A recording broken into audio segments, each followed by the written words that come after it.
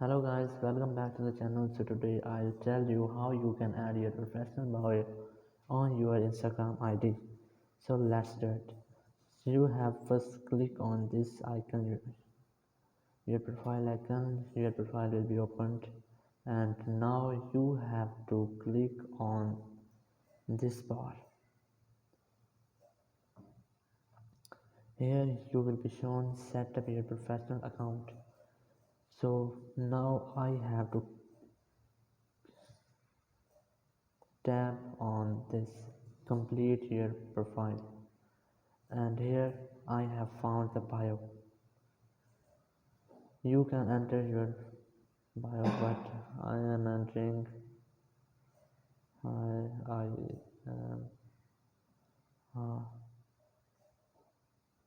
I am an artist.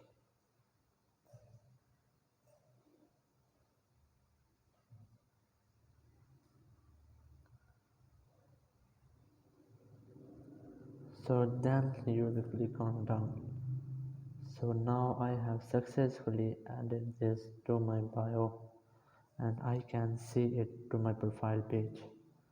Thank you very much for watching the video. Until the next video, bye bye.